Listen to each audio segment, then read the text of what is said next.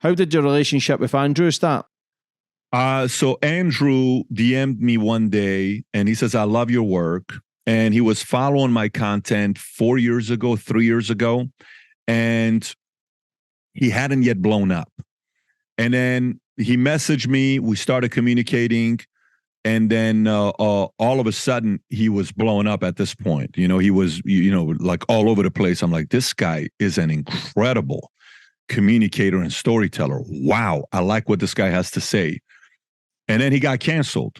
The moment he got canceled, at that point, him and I and his brother were in communication regularly. We're regularly talking, communicating through text and DMs.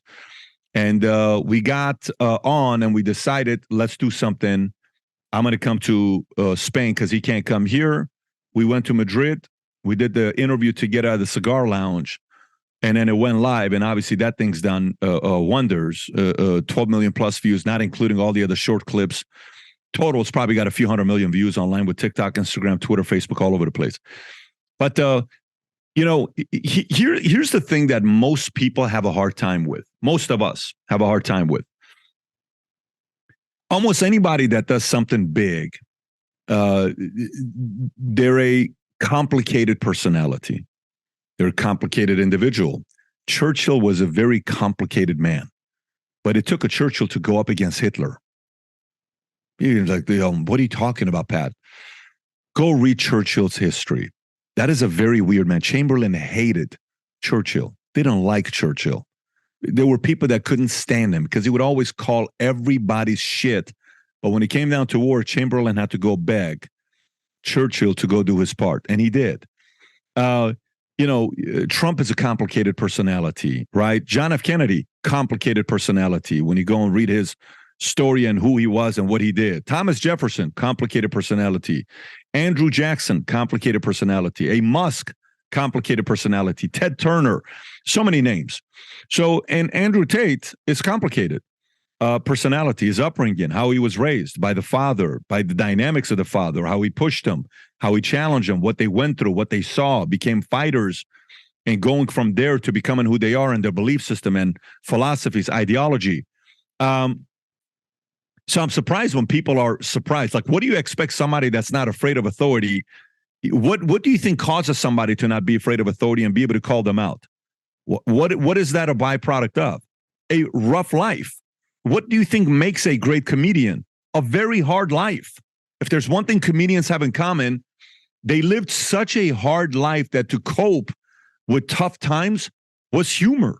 Some people cope with hard times with drugs. Some people cope through hard times with alcohol. Some people deal with hard times through fighting and beating people up. And some people fight through tough times through humor. That's why Kevin Hart had an interesting life. Dave Chappelle, George Carlin, you go look at their stories. It's weird. They didn't live an easy life, right? So for someone to be that confident and a true believer to push the envelope the way he has, you think you're going to go to a college to get a degree to be that tough? No. You think you're going to go take a course on Udemy to become that tough? No. You think there's 100 of the best YouTube videos to watch on how to be mentally tough to become mentally tough?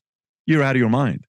The only way to be mentally tough and emotionally tough is through a shitty, hard life.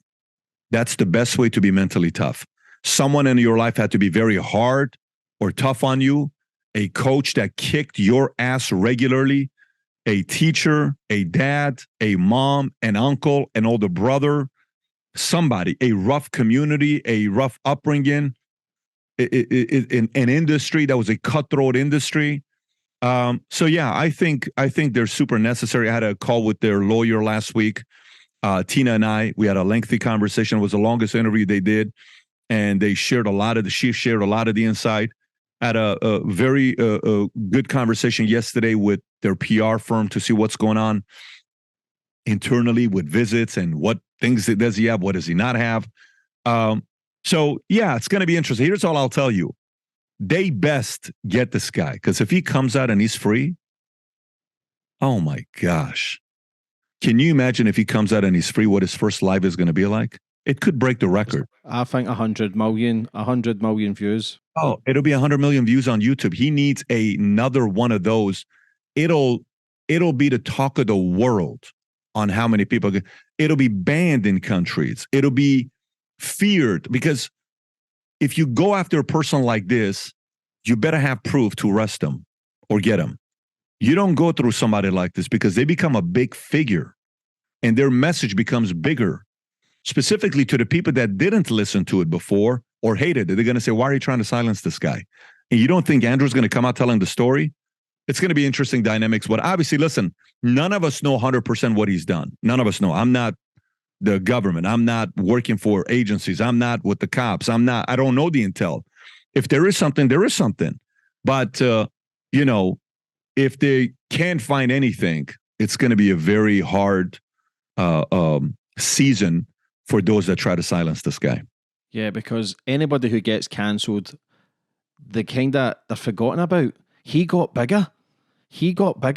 He'll be even bigger when he comes out. That's again if he comes out, because then he is far too influential, and there's people who's been killed off basically for less. He is far too big to be out there. He is far too big to be spreading a message. He will be like a fucking god if he's out, and that's the scary thing. Does he get out? Are they trying to break him now? Like, it's just scary how far they can go with it all.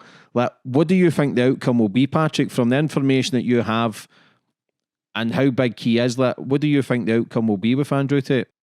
Well, the laws in Romania, they can extend detention 6 times for 30 days, which is 180 days. So that's the known on what can happen, which means the 6 times that they do that for 30 days, that's going to go for another 90 days. So if we're right now March 1st today, assume April, May, June he's still going to be in. Okay. Unless if something happens, they let him out. This Monday, 2 days ago, they had a decision to release him or kind of revisit what's going on, to get some house arrest because of his lungs. They said no. And not only that, I think the other 2 girls also were asked to go back into prison again. I don't know if they're 100% confirmed that, but that's kind of where it's at right now. But eventually the government has to stop saying allegedly and saying, here's what they're convicted with. And then the job of the lawyers really start. Till then, the lawyer that he has, they're not even letting her go see him face to face.